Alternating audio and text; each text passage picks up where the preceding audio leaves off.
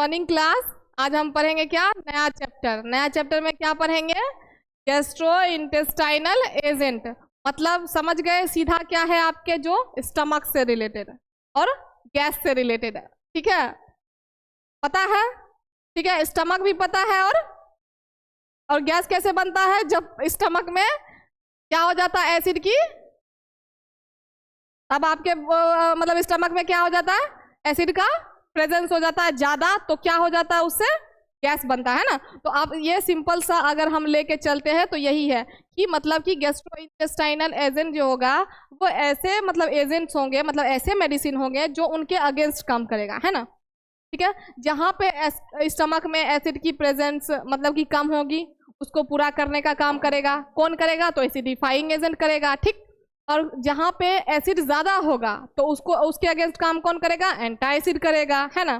ठीक है, तो यही सब हम इसमें पढ़ेंगे नए चैप्टर में। ठीक, तो ये है आपका चैप्टर नंबर 6। और चैप्टर नंबर 6 में क्या है आपका, गैस्ट्रोइंटेस्टाइनल एजेंट, जिसमें हम उसका इंट्रोडक्शन पढ़ेंगे, एसिडिफाइड क्या होता है उसके बारे में पढ़ेंगे, अमोनियम क्लोराइड पढ़ेंगे और HCl के बारे में जानेंगे। ठीक है, तो पहले चलते हैं हम।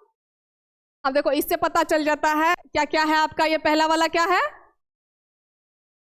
हाँ, स्टमक है। दूसरा वाला क्या है आपका, इंटेस्टाइन है। तीसरा क्या है आपका, लिवर है। चौथा क्या है आपका, स्मॉल इंटेस्टाइन। ठीक है, क्लियर है। तो यहाँ इसी पे मेन आपका काम जो होगा इसी पे होगा। ठीक है, तो चलते हैं। देखो, पहला क्या है आपका, गैस्ट्रोइंटेस्टाइनल एजेंट। ठीक है, क्या कहता है कि जो गैस्ट्रोइंटेस्टाइनल एजेंट होता है वो यूज होता है किसमें, देखो कहता है कि gastrointestinal agents are use to treat gastrointestinal disorder और डिजीज। मतलब कि जो इंटेस्टाइनल का मतलब यहाँ क्या होगा, है वो स्मॉल इंटेस्टाइन हो या लार्ज इंटेस्टाइन है, तो उन सभी चीजों से रिलेटेड जो भी आपका डिजीज होगा उसको ये क्या करेगा, ट्रीट करने का काम करेगा। कौन, गैस्ट्रोइंटेस्टाइनल एजेंट। इसको हम GIT एजेंट भी शॉर्ट में बोल सकते हैं। ठीक है, तो अक्सर मतलब GIT एजेंट आता है तो यही होता है, गैस्ट्रो इंटेस्टाइनल, टी का मतलब ट्रैक। ठीक है, तो उनका जो आपका डिजीज होगा उस सबको कौन ठीक करेगा, ये। ठीक, तो आप पढ़ते हैं इसमें, कहते हैं कि these include organic inorganic compound classifies based on their relevant action. अब देखो, ये इनऑर्गेनिक भी हो सकते हैं, ऑर्गेनिक भी हो सकते हैं, डिपेंड किस पे करेगा, किसका एक्शन। ठीक है, मतलब कि कौन सा ये अपना क्या कहते हैं, एक्शन शो कर रहा है। ठीक है, तो उस पर डिपेंड करेगा कि इनऑर्गेनिक है या ऑर्गेनिक है। तो इसमें अब देखो क्या कहता है, सिंपल सी बात है, ये क्या है आपका, क्या है ये, एक तुम्हारा यहां से लेके यहां तक का स्ट्रक्चर है। ठीक है, इसको आप क्या कहते हो, इसोफेगस। ये आपका लिवर हो गया, ये आपका ये वाला पार्ट जो है वो क्या हो गया, स्टमक हो गया, और ये जो हो गया ये छोटा सा पीला कलर का वो आपका पेनक्रियाज। फिर आपका ये तो सबको पता है, और ये बीच वाला मतलब कि लार्ज इंटेस्टाइन के बीच में जो रहेगा वो स्मॉल इंटेस्टाइन। ठीक है, और ये जो आपका रहेगा ये जो एक मतलब कि रस्सी के तरह है ना, ये आपका क्या होगा, अपेंडिक्स हो जाएगा। फिर ये जो आपका ये लास्ट वाला पार्ट यहाँ पे जो है वो रेक्टम हो जाएगा, और ये आपका एनस हो जाएगा। ठीक है, तो आपका यूरिन का जो एक्सक्रीशन होगा वो यहीं से होता है। ठीक है, तो आप सिंपल सा समझ गए कि कहाँ कौन सा पार्ट रिलेटेड है। इसोफेगस यहाँ होता है, ओरल कैविटी यहाँ होता है, मतलब ये। ठीक है, अब ये आपका हो गया, ये बीच वाला जो हो गया वो स्टमक, जो कि ऐसा कुछ मतलब कि इसका ऊपर ऐसे रहता है और ऐसे होता है ना, तो ये आपका स्टमक हो गया। फिर ये लार्ज, ये स्मॉल इंटेस्टाइन, ये अपेंडिक्स, और ये रेक्टम, और ये एनस। क्या, तो आप पढ़ते हैं, देखो एग्जाम्पल लिया। अब क्या बोला उसने कि ऑर्गेनिक भी हो सकते हैं GIT एजेंट, और इनऑर्गेनिक भी हो सकते हैं। तो इनऑर्गेनिक में आपका क्या आया कि ड्रग्स टू न्यूट्रलाइज एसिड, मतलब कि क्या करेगा, न्यूट्रलाइज का मतलब क्या होता है, ना कम ना ज्यादा, न्यूट्रल करके रखेगा उसको। ठीक है, फिर कहता है कि जैसे कि आपका अल्टर गैस्ट्रिक pH, मतलब कि गैस्ट्रिक pH को क्या करेगा, वो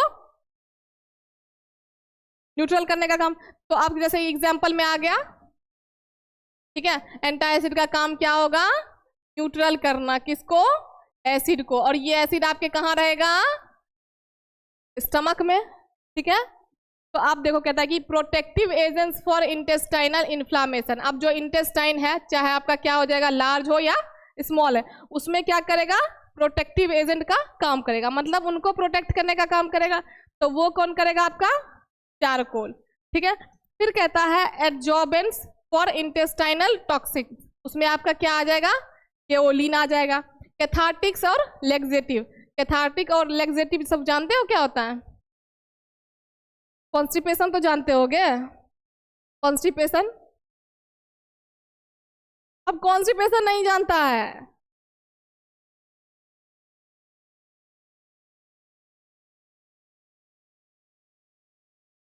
क्या होता है?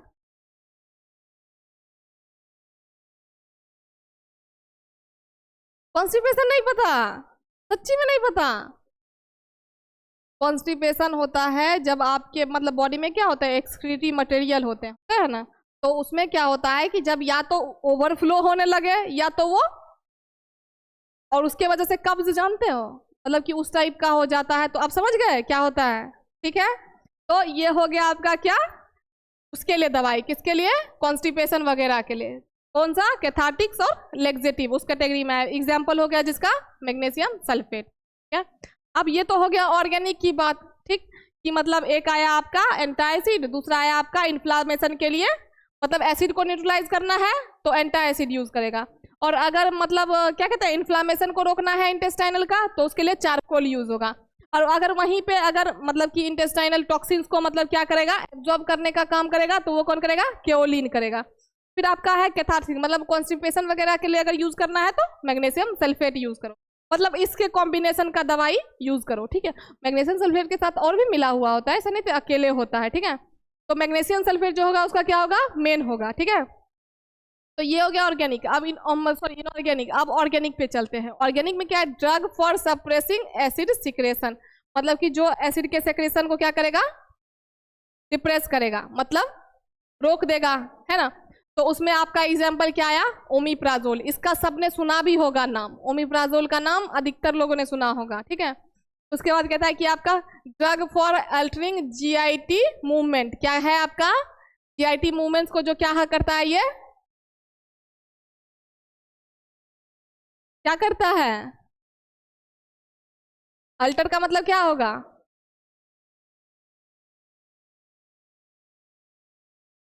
जिसमें आपका क्या आया, सिनिटाप्राइड। ठीक है, जिसका एग्जाम्पल क्या होगा, सिनिटाप्राइड। ये तुम लोगों ने नहीं सुना होगा, ये कॉमन नहीं है, ठीक है, इसलिए नहीं सुना होगा। अब है कैथार्टिक्स एंड लेग्जेटिव्स, ये तो सबने सुना होगा। इसफगोल का भुस्सी जानते हो ना, सब किसने नहीं सुना, सबने सुना होगा। तो ये वही है जिसका नाम इतने अच्छे से लिखा है, इसफगुला।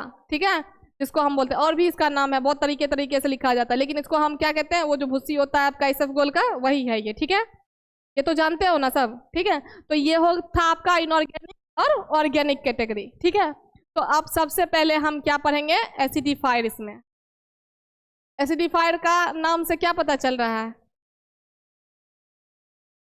है ना, तो एसिड की कमी, तो कहता है कि एसिडिफायर्स आर ड्रग। पहली बात तो ये आपका क्या है, मेडिसिन है या ड्रग है। ठीक है, ये समझ के बोलो, अगर कोई बोलेगा एसिडिफायर क्या है, तो ड्रग है।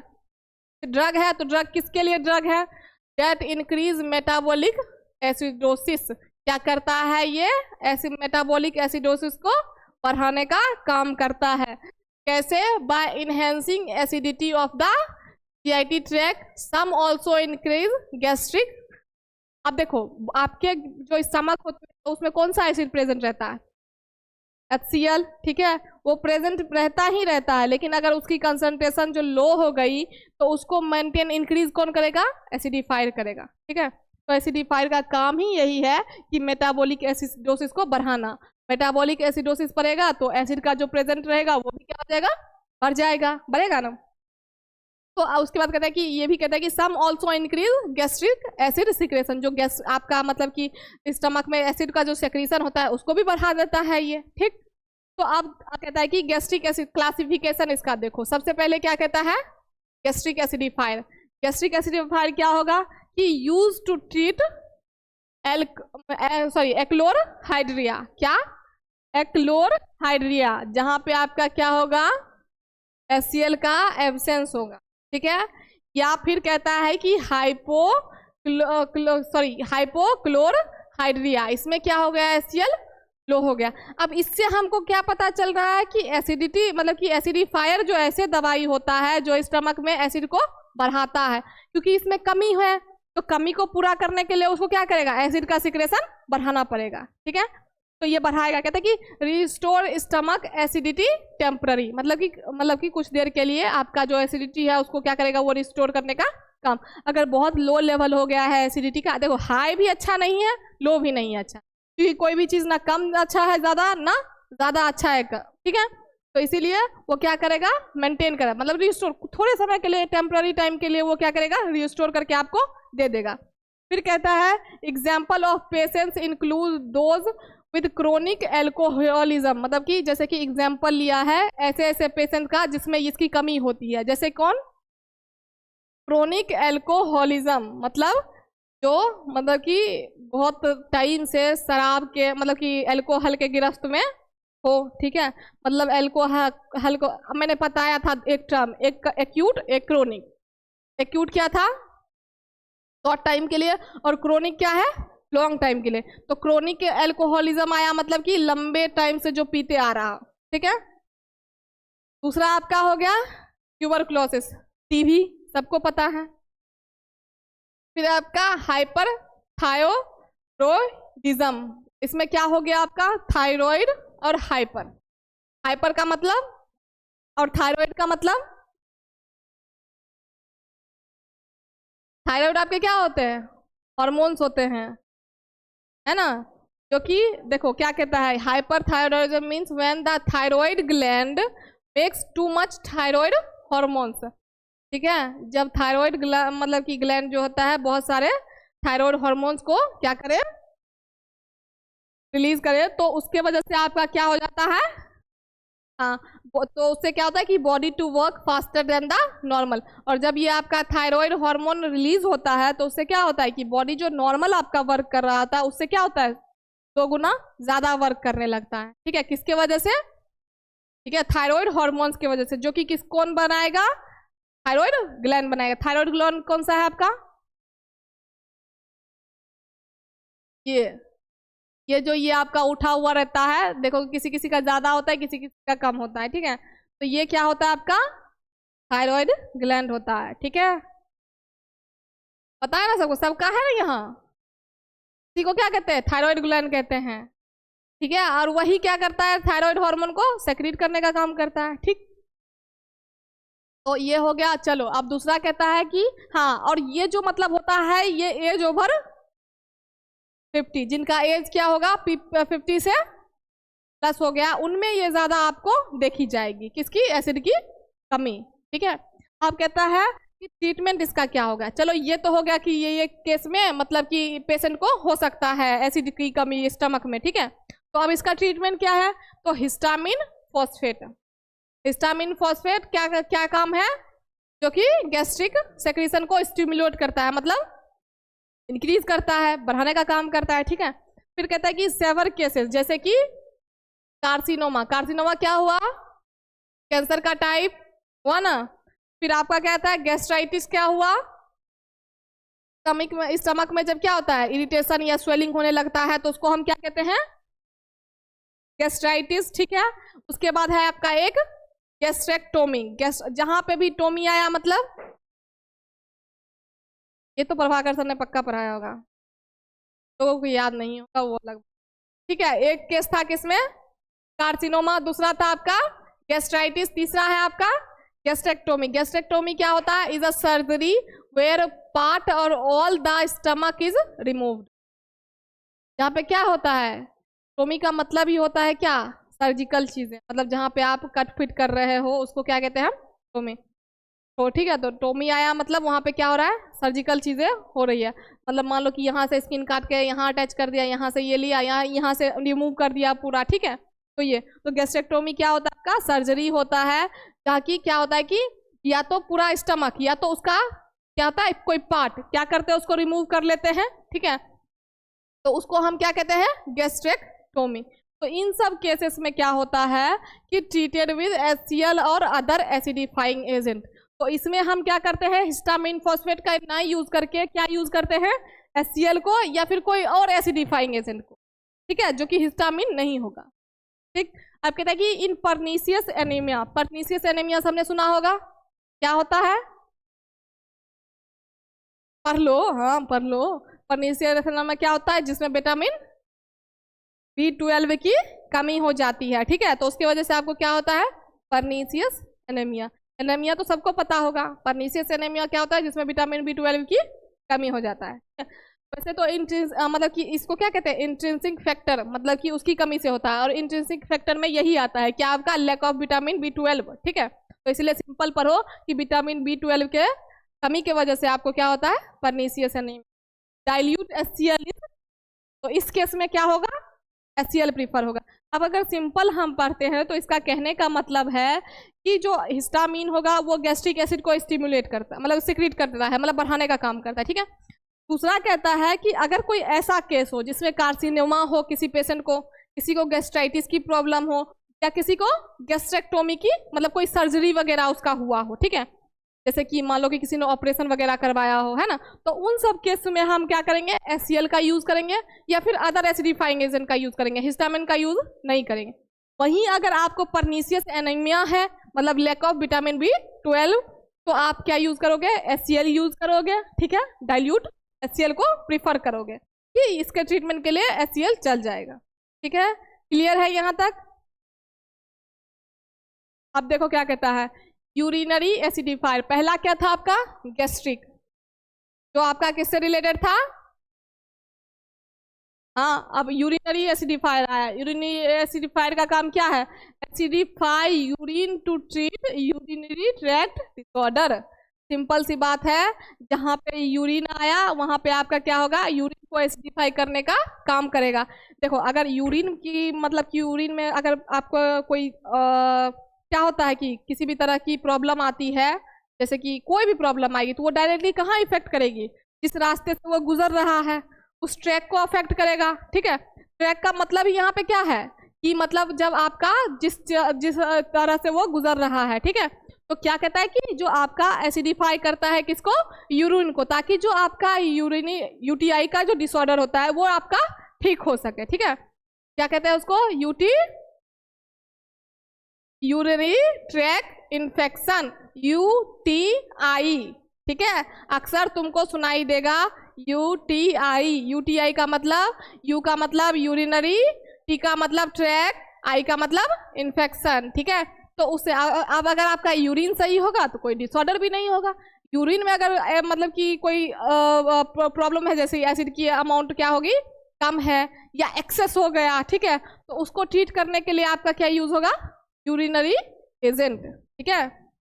तो आपका ये हो गया। उसके बाद कहता है एसिडिफायर आपका ड्रग ही तो है, तो जो यूरिन से रिलेटेड ड्रग आएगा, एसिडिफायर आएगा, वो यूरिन पे काम करेगा, जो गैस से रिलेटेड आएगा वो गैस पे। अब तीसरा क्या आया, सिस्टमेटिक। अब सिस्टमेटिक और नॉन सिस्टमेटिक में क्या फर्क होता है, सिस्टमेटिक मतलब पूरे बॉडी पे, ऐसा होता है। सिस्टमेटिक मतलब क्या हो गया, पूरा बॉडी, और नॉन सिस्टमेटिक मतलब सिर्फ ब्लड स्ट्रीम में, ऐसा ही होता है। क्या होता है बताओ,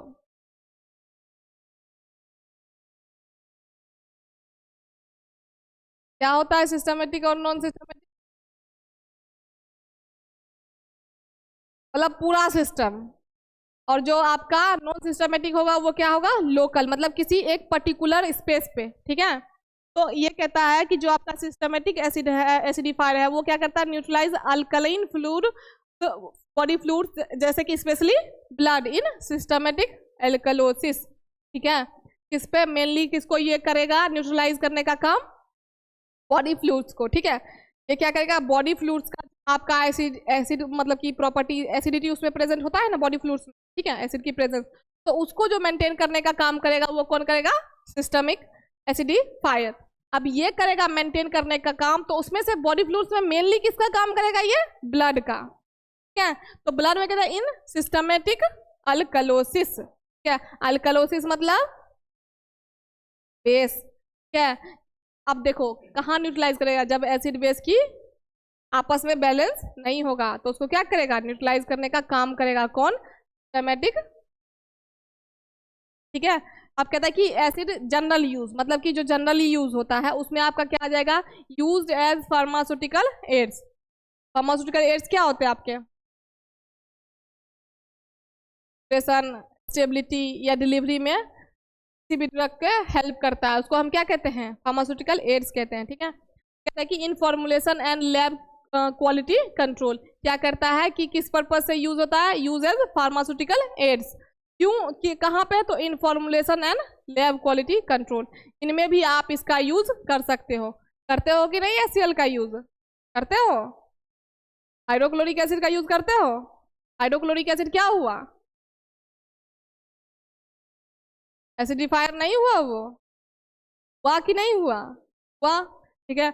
अब देखो ये तो चलो कि टाइप्स हो गया, पहला था आपका कि मतलब गैस्ट्राइटिस, गैस्ट्राइटिस हो गया, गैस्ट्राइटिस के बाद आपका यूरिनरी हो गया, ठीक है, जो मतलब यूरिन से रिलेटेड अगर होगा तो यूरिनरी हो जाएगा, अगर मान लो कि कोई आपके बॉडी सिस्टम से रिलेटेड हो तो उसको सिस्टमैटिक, दूसरा आपका क्या हो गया, एसिड मतलब जनरल वाला, ठीक है।